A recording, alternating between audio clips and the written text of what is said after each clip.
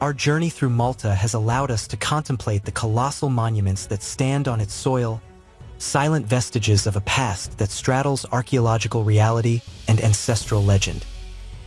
Its strategic position in the very heart of the Mediterranean Sea made the archipelago a coveted enclave for multiple civilizations that fought for its control: Phoenicians, Greeks, Romans, Carthaginians, Arabs, and Christians.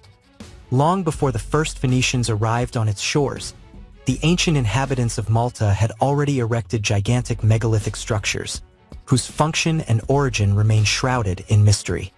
The Maltese temples are officially dated between 5000 and 2500 BC, which, according to the official chronology, would make them older than the pyramids of Egypt, and their construction raises enormous questions. How did they manage to move and assemble limestone blocks of such colossal size without advanced tools? The purpose of these structures is still unclear. It has been suggested that they may have been religious temples or funerary centers, but certain architectural elements do not fit those functions. The complexes consist of interconnected circular rooms surrounded by an outer wall of massive blocks, as if they were a stone fortification. At the entrances, some blocks feature circular holes that appear to have been used to insert wooden logs as barriers or gates, suggesting a system of closure and protection. What or whom did they want to protect themselves from? With these characteristics, it's hard to imagine that their original function was solely religious or funerary. Perhaps the peoples who came later gave them that use, but the original purpose of these structures remains unknown.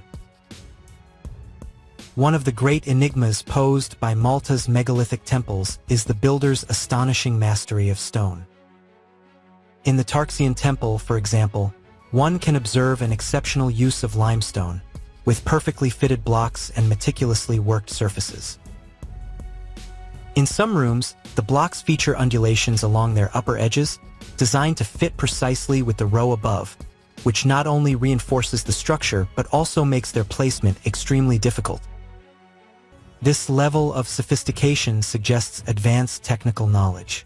Additionally, circular holes are observed throughout the complex, not only at the entrances but also at seemingly random points. Their function remains unknown, adding yet another layer of mystery to the complex. The interior is decorated with reliefs, stone vessels, and sculptures. Another of the most prominent temples is Hagar Kim, perched atop a hill in southern Malta and just 500 meters from the Najdra complex, famous for its astronomical alignment. During the equinoxes, March 21st and September 21st, the sun passes through the main entrance of Najdra's South Temple, directly illuminating its central corridor. And at the solstices, the sun's rays align with the corners of the door jambs, precisely marking the change of season. Hagar Kim stands out for its monumental wall, composed of the largest megalith in the Maltese archipelago, a rock 5.2 meters long and weighing approximately 57 tons. But the question of how they managed to move and erect such a block without modern technology, it remains unanswered. Jorge's mobile photo, although this complex stands out not only for its architectural quality but also as a highly precise astronomical center, since it was oriented to align with the equinoxes, when the sun shines through the main entrance, directly illuminating specific points. Interestingly, at Hagar Kim, there are some doorways carved from a single block and sculptures honoring women with exaggerated features, perhaps linked to fertility cults. A miniature temple-shaped sculpture was also discovered, its structure reminiscent of the Jed pillar in Egyptian iconography, a symbol of stability and power. Could this indicate a cultural connection between the ancient Maltese builders and the architects of the Egyptian pyramids? When discussing the builders of the Maltese temples, it is inevitable to mention the ancient legends that link them to giants. There are even similarities between the megalithic legends of Malta, Egypt, and Sumeria. The origin of these legends is unknown, but in the 17th century, one of the Knights of the Order of St. John, the Maltese Giovanni Francesco Abella, while trying to determine the identity of the ancient builders, came across stories about an ancient race of giants who inhabited the islands and erected the colossal structures, only to vanish without a trace. In fact, he himself was convinced that the first inhabitants of Malta were giants, as he recorded in his writings. Throughout the Maltese archipelago, there are occasional mentions of fantastic and mythological creatures as the builders of the structures. However, the most prevalent legends attribute them to giants. On the neighboring island of Gozo, the Gantija Temple, one of the oldest and most monumental, bears a revealing clue in its name. Gantija means towers of giants in Maltese, referring both to the colossal size of its blocks and to its supposed creators. We should also add the testimony of Lois Jessup, a British embassy worker who, in the mid-1930s, entered a tunnel within the Maltese hypogeum and encountered giant beings 6 or 7 meters tall with long white hair. Perhaps they were the builders? There is a direct connection between the main megalithic sites throughout the Mediterranean and their association with giants. Can't just be coincidence. In Minorca, the Taliotic settlements feature a layout and use of stone blocks very similar to the temples of Malta. In Sardinia, the nuraghi and the so-called tombs of the giants demonstrate an extraordinary mastery of stone and are surrounded by similar legends.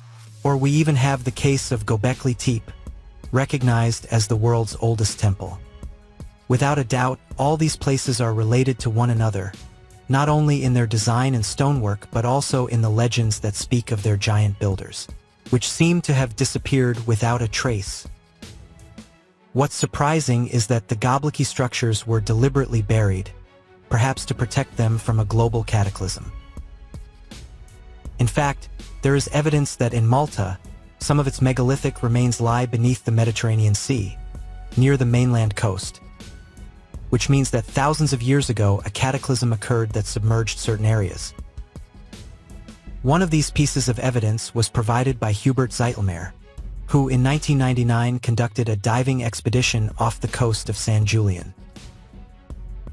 Hubert reported discovering a temple about 2 kilometers offshore, an artificial structure described as consisting of 3 stone circles with rooms 9 to 11 meters in diameter and walls up to 10 meters high, in addition to an avenue leading to the structure's entrance, which faces east.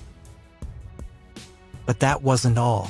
Hubert also reported the presence of cart ruts, the mysterious grooves in the rock that head toward the sea and disappear beneath the seabed, something that makes no sense and that we'll examine in detail in an upcoming video.